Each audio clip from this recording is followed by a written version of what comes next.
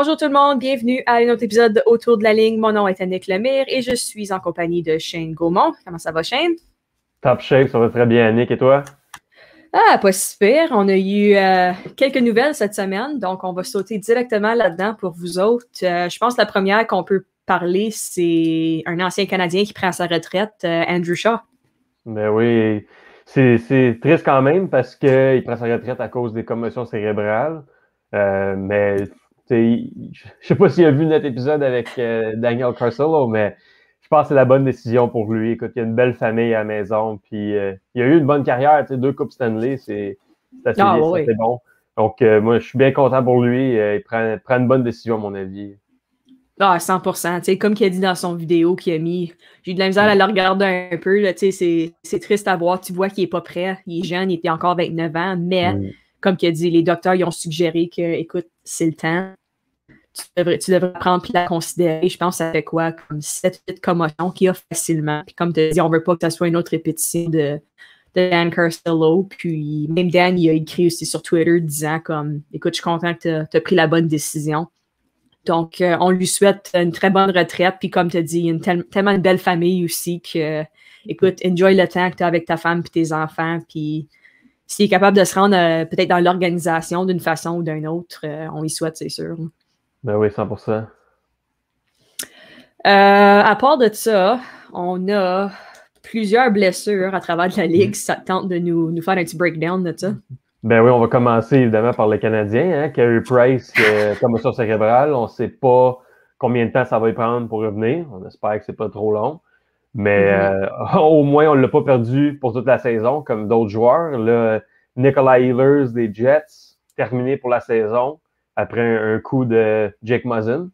Je sais pas c'est quoi précisément qui est blessé, mais je ne sais même pas s'il va revenir pour les séries. Donc, ça, c'est un gros coup pour les Jets. Ah, ouais. C'est un de leurs meilleurs joueurs cette saison, vraiment. Ça fait mal. Et puis, capitaine des Red Wings de Détroit, Dylan Larkin aussi, terminé pour la saison. Encore une fois, je ne sais pas trop de détails, c'est quoi la blessure exactement, mais au moins, les Red Wings ne feront pas les séries, fait que c'est pas comme terrible comme perte. C'est quand même un gros joueur pour eux, mais bon, on lui souhaite qu'il revienne en force la saison prochaine. Ben, c'est un peu comme les Sabres de Buffalo, tu sais, qui perdent coudonc. Son nom m'échappe, là.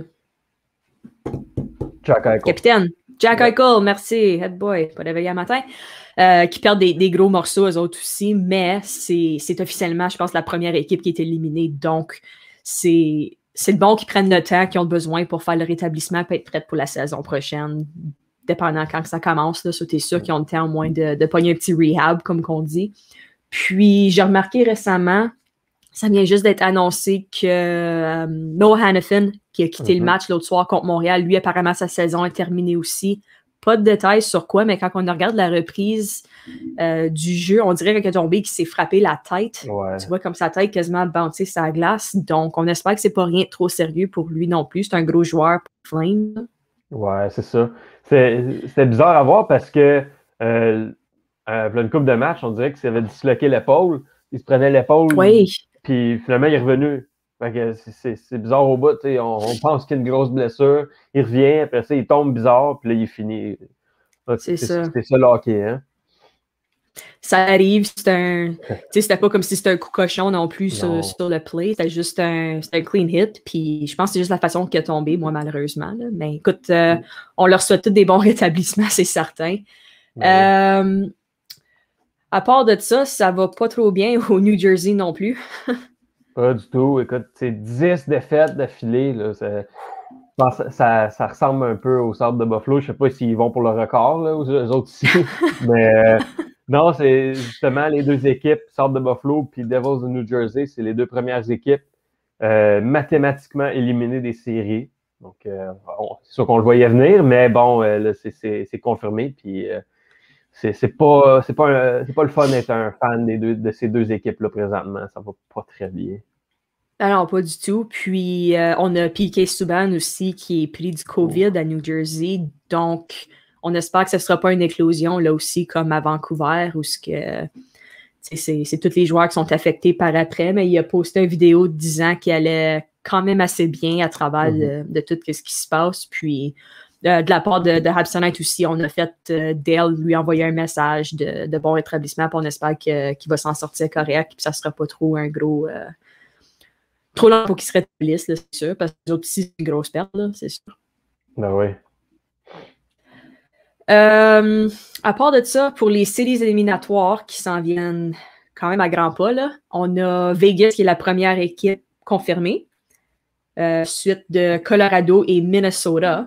Tu vois, Minnesota, on n'entend tellement pas parler d'eux autres qu'aussitôt qu'ils ont clinché, j'ai fait hein? J'étais allé checker ça, puis j'ai fait oh boy, OK. Ah ouais, écoute, moi, depuis que je peux me souvenir, là, c'est l'équipe la plus plate dans la ligue. C'est aussi simple que ça. C'est tellement plate, écoutez, Minnesota. Mais cette saison, il faut leur donner, ils ont Kaprizov, qui est incroyable. Écoute, c'est sûr qu'il va gagner la recrue de l'année. Calder, il a son nom déjà écrit dessus. Mais moi aussi, j'étais surpris de voir Minnesota déjà confirmer leur place. Mais il faut dire qu'ils ont une très bonne saison. Écoute, les goalers, Kakkonen puis Talbot, ça va très bien. Puis évidemment, leur attaque, là, le Zuccarello, Kaprizov, Kevin Fiala, c'est des très bons joueurs. Donc, peut-être que finalement, Minnesota va devenir une équipe intrigante, mais il reste un bout de chemin encore. Ça reste à voir, comme on dit. Non, moi aussi, j'étais surprise. C'est pas une équipe que tu entends souvent parler sur les nouvelles et à travers de la Ligue. Donc, écoute, ils sont capables de se rendre, on leur souhaite. Je pense que c'est la première fois depuis 2018 qui se sécurise un spot dans les séries éliminatoires. Donc, écoute, ça sera que ça sera. Moi, personnellement, c'est pas une équipe qui me dérange trop. Comme tu as dit, c'est jamais super, super excitant à regarder le Wild, mais écoute, ça peut être différent d'un playoff, on ne sait pas. Là. Ben ouais. En parlant de séries éliminatoires, le Canadien de Montréal, qu'est-ce que tu en penses? Aïe, aïe. Moi, j'avais dit que le voyage dans l'Ouest, les matchs les plus importants de la saison. Il fallait jouer pour 500, puis c'est pas le cas.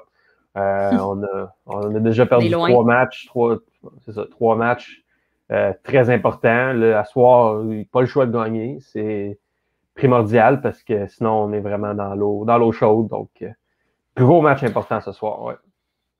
Qu'on dit en anglais, we're up shit creek. Ouh, pas à peu près. Parce que, écoute, comme sortez vos pédales parce que, Colin, je sais pas ce qui se passe. C'est, comme tu as dit, c'était trois joutes contre Calgary qu'on pouvait pas afforder de perdre. C'est 3 joutes où ce que, ben là, c'est 2, là, mais la 3e ce soir, mais où ce que je sais pas, qu'est-ce qui se passe, c'est on dirait qu'on joue bien peut-être la première, la 2e période, puis là, aussitôt qu'on perd contrôle, qu'on est en dehors de 1 but, on perd contrôle. On joue avec les mains serrées, puis on n'avance pas à rien. Ouais. Je sais pas si c'est pas une peur, mais un stress que les joueurs ont ses épaules, qui savent qu'il y a de la pression, puis il faut qu'ils gagnent, puis un manque de discipline. Tu sais, c'est quoi? Je vais prendre le dernier match, par exemple. C'était pas complètement affreux. Je voyais du monde capoter puis c'était dégueulasse, c'était pas un bon match. Non, c'est pas le cas pantoute. Le but de Lucic, c'est ça qui a balancé les choses carrément. C'est un but chanceux, il faut dire. Il a pris une petite shot, puis là, tout le monde était devant Primo. Primo voyait rien, il pouvait pas l'arrêter. OK, c'est un but chanceux, ça l'arrive. Mais moi, c'est le 4e but qui me fait chier un peu parce que John Merrill s'est fait trébucher sur le jeu, puis il n'y a pas eu de punition.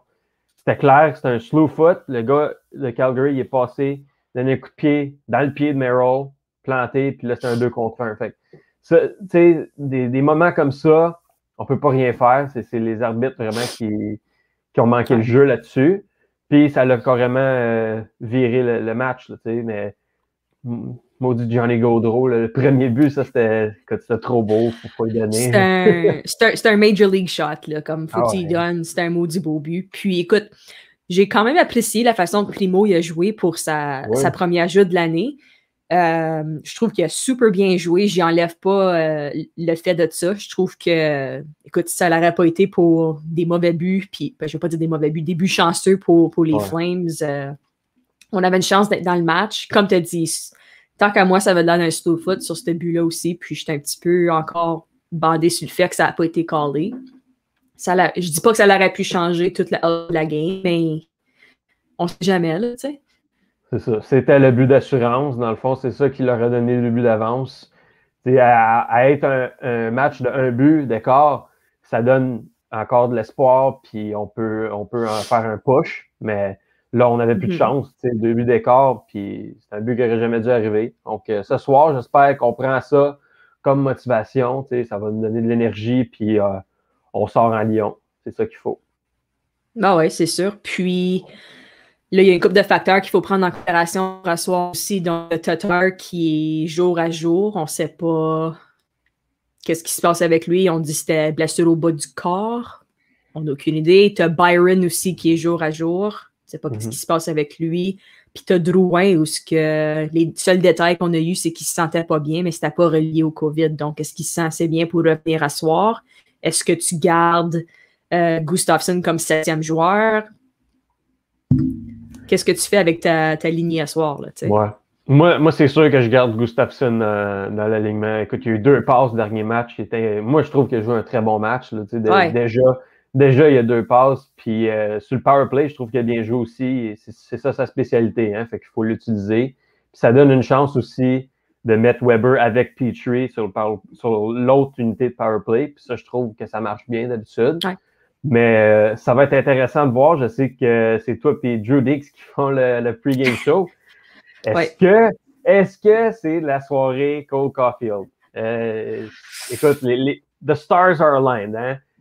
Tout est en place pour que Caulfield il fasse son début dans la Ligue nationale. Je ne sais pas si ce soir, mais je ne serais pas contre ça.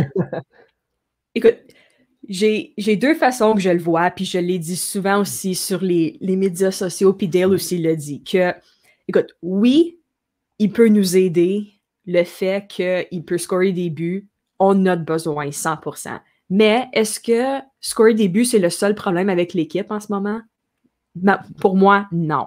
Donc, juste en mettant Caulfield s'aligner, ça ne va pas arranger tous les problèmes. It's not a problem solver. He's not a miracle worker. C'est pas la solution à ce qui se passe. Est-ce que ça va aider avec les buts? Possiblement. Mais oublie pas, le kid vient de sortir de la NCAA, il monte dans AHL, puis là, boum, il monte dans la Ligue nationale. C'est 3 gros steps, ça, là. On s'entend que jouer dans NCAA puis monter directement à la Ligue nationale, ça ne te garantit pas que tu vas en scorer 5 par joute, là. Non, c'est sûr. Tu sais? Puis, tu sais, on a une fanbase qui est passionnée. Ça fait des années qu'on le dit, on le sait tout ça. Tout le monde a hâte de le voir. Mais qu'est-ce qui arrive si le kid, il saute sa glace puis qu'il n'en score pas un but, là? Tu vas chier dessus pendant tout le restant de la semaine puis tu vas continuer. Tu sais, oui, c'est bon avoir de la pression. Il aime la pression, mais Colin, faut que tu lui donnes la chance aussi. C'est bon qu'il pratique avec l'équipe. C'est bon qu'on est capable de voir qu'est-ce qu'il fait. Moi, je trouve personnellement, c'est pas la solution de le mettre dans le line-up puis je veux pas dire ruiner son développement. Je trouve que c'est trop tôt. Mais ça, c'est mon opinion personnelle. Là. Ben ouais, non, ça fait du sens au bout. Écoute, il a à peine 20 ans, le gars. Il a quoi, deux matchs d'expérience dans la Ligue américaine. C'est rien. Là, fait que, moi, je suis content au moins qu'il puisse pratiquer avec l'équipe. C'est ça, il parle avec les joueurs, il parle avec les entraîneurs. Il est dans un environnement de la Ligue nationale. Fait que ça, je trouve que c'est excellent pour lui. Par contre, j'aimerais ça peut-être le retourner dans la Ligue américaine pour jouer des vrais matchs. Mais ça va dépendre. C'est soit lui ou Frolik, je pense, qui pourrait être dans l'alignement si on a trop d'attaquants blessés. Ça va être game time decision. On va savoir ça peut-être une demi-heure avant la game. Fait que non, ils ont mentionné vers 4h30, je pense que Duchamp va faire son point de presse. Puis moi, puis Drew, on va embarquer en direct aussi, lui puis moi, pour faire un petit pre-game. Là. Donc, on va prendre les questions des fans, puis jaser avec vous autres. Mais écoute, un que j'aimerais voir aussi dans l'alignement, c'est Ryan Poehling. Ouais, qui est en train de détruire Laval en ce moment. C'est un joueur qu'on sait qui a du talent, puis c'est de l'expérience qu'il a eu cette année à Laval, puis tu le vois dans juste ses points puis son jeu. Tu vois comment il est rendu plus fort, puis juste le détail dans son jeu aussi, c'est rendu incroyable à voir. Donc, je sais pas, si tu le montes, tu le mets où? C'est ça le problème. C'est un centre, puis c'est vraiment un centre. Là, moi, je regardais les matchs de Laval, puis c'était le meilleur joueur sur la glace, même pas proche. Il fait tout. Il fait tout. Ouais. Puis c'est le fun d'en voir, c'est encourageant. Mais pour cette saison, je ne sais pas s'il y aurait une place dans l'équipe. Moi, je pense qu'on le garde dans la Ligue américaine. Il continue à grossir sa confiance. Puis la saison prochaine, là, il peut se tailler une place dans l'équipe peut-être, mais non, c'est vraiment encourageant à voir de Ryan Poehling. Ah ouais. C'est ça, je dis, comme on est dans une situation où c'est bon, c'est un bon problème à avoir techniquement parce que tu as les mineurs, que tu as un paquet de joueurs que tu pourrais monter, mais tu as dans l'équipe aussi que tu as une super bonne line-up qui est plein de talent, qui peut faire n'importe quoi. So, c'est un catch-22 comme on dit. Là. So, écoute, comme on a dit, Ryan Poehling, ça serait le fun à voir. Cole Caulfield, ça serait le fun à voir. Tu as même Jordan Wheel qui joue super bien. Tu as Veilleux, tu as Harvey Pinard, tu sais, t'as une line-up ridicule à Laval aussi, là. Puis, écoute, s'il monte, mais il va falloir qu'on fasse de la place, c'est sûr, à un moment donné, là. En effet, mais juste pour toucher sur Laval, écoute, ils ont tellement une bonne saison, c'est un bon groupe de joueurs. Là, on a sorti une vidéo récemment de Dale qui explique son opinion sur Joël Bouchard. Tout le monde, moi incluant, je pensais que Joël Bouchard, écoute, c'était un magicien, vraiment. Il était incroyable à développer les jeunes et tout ça. Ça n'a pas l'air d'être le cas. Ça n'a pas l'air d'être le cas. Si vous n'avez pas vu la vidéo encore, allez voir sur notre page YouTube. On a un petit clip de Dale qui explique son opinion sur Joël Bouchard. Mais on va en toucher. Dale, prochaine fois qu'il va je sais pas c'est quand qui veut en parler, là, mais c'est sûr qu'il va en parler à plus de détails. Je sais que beaucoup de monde était curieux de savoir. Inquiétez-vous pas, il va vous conter des histoires, puis c'est très intéressant. Moi, j'en ai entendu une couple. Là. Ça va être bon. Ça va être bon. Ben, écoute, aussitôt que j'ai demandé la question sur le Trade Deadline Show, puis qu'il a dit la réponse, je pense que tu as vu dans toutes nos faces, on a tout fait comme un « oh shit », parce que même nous, travailler avec lui, on le savait même pas, puis on s'en attendait pas de cette réponse-là. Ça, c'est comment ce que, tu sais, il fait pas juste dire ça pour trash talker puis pour brasser la merde, là. C'est son opinion personnelle avec des histoires qui nous ont été contées ou ce qu'on fait comme « ah, ok, tu sais, tu regardes des choses d'une différente façon ». So, je sais que moi puis Drew, on a parlé avec Dale puis qu'on aimerait faire un follow-up, un segment pour parler plus ou moins de son expérience dans les mineurs à Laval, puis partout d'autre où ce qu'il a joué. Là. Donc, c'est un segment qui s'en vient bientôt. Vous allez avoir plus d'informations. C'était pas juste un segment pour brasser la marde, là, comme c'est validé avec des vraies histoires puis des bons points. Là. Ouais. Alors, je peux testifier là-dessus. Quand il nous a conté ça, plus de détails, j'étais vraiment surpris. Mais écoute, il a joué pour lui. Tout le monde qui écrive écoute, la saison va tellement bien, puis il fait tout bien. Personne ne connaît Joël Bouchard. On n'a pas joué avec lui. Dale il a joué avec lui. Il le connaît très bien. Donc, moi, je suis vraiment excité d'entendre tout ce qu'il va nous dire. Ça va être le fun. 100%. On va vous garder posté là-dessus. Là. Ça va être un très bon segment. On a vraiment hâte de faire un petit touchpoint là-dessus. Là. Écoute, je pense que c'est pas mal tout ce qu'on a pour cette semaine. Il n'y a pas eu trop de choses hyper excitantes qui s'est passé durant la semaine. Tout est arrivé dans les dernières heures, puis hier, pas mal, là, avec les blessures, les retraites, puis tout ça. Mais on veut vous laisser savoir aussi, un petit rappel, que Josh Georges, il va être en direct avec Dale mercredi soir à 20h. Pour le moment, c'est 20h. Peut-être qu'il va y avoir un changement. On va vous garder au courant. Il faut juste qu'on respecte le temps de Josh Georges qui est sur l'heure de la Colombie-Britannique. Donc, on a une petite différence d'heure. Donc, ça risque de peut-être faire une petite interférence. Mais à part de ça, pour le moment, c'est à 20h. S'il y a un changement, comme j'ai dit, on vous garde au courant. Ça va être super fun. On va parler vraiment de son temps à Montréal, son temps qu'il a joué avec Dale aussi, puis toute son expérience avec le Canadien, comment est-ce qu'il a pris Brandon Gallagher pour vivre avec quand il était plus jeune. On a bien des questions à voir. Puis moi, personnellement, Josh a tout le temps été un de mes joueurs favoris qui a joué pour Montréal, juste pour le fait qu'il a refusé de se rendre à Toronto. Juste là, ça l'a comme cherry on top of the cake, là, tu sais. En effet. Alors, moi aussi, je suis vraiment excité de voir cet épisode-là. Il y a tellement des bonnes histoires, Josh, puis moi, il y en a une coupe en tête, là, quand il a reçu la rondelle dans la tête contre Washington. Ça, j'ai tellement hâte d'entendre parler de ça parce qu'il a joué le match d'après. C'est un guerrier, ce gars-là. Puis pour voir les épisodes de 24 CH aussi, c'était lui qui craquait les joueurs dans la chambre. Il montait l'énergie. Puis Dale l'a dit plusieurs fois aussi, quand que Georges s'est fait échanger, c'était plus la même chose dans la chambre. Personne vraiment a pris sa place. Personne ne pouvait prendre sa place. C'était ça, sa job, lui. Ben ouais, puis moi, c'est tout le temps quelqu'un que j'ai pensé qu'il allait porter le C sur l'épaule à un moment donné, c'est lui. J'étais sûr que c'était pour être lui. Ça a toujours été un capitaine pour moi, ça va toujours l'être, un super grand leader. Puis comme tu as dit, c'est pas mal dur à prendre la place d'un gars de même dans la chambre. Même si t'as Weber qui fait une hyper job, probablement pareil, c'est quand même un gars que tu le voyais on and off the ice, là, que c'est une présence qui manque, c'est sûr. C'est ça.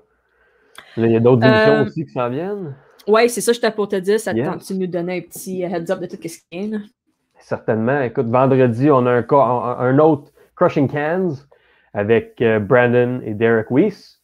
Ensuite, ce soir, juste avant le match, Nick et Drew font un pre-game show. Ne manquez pas ça. C'est en direct, je ne me trompe pas. Oui. All right. Fait que vous pouvez poser vos questions. Envoyez-nous un email à live@habstonight.com pour embarquer sur l'émission, poser vos questions.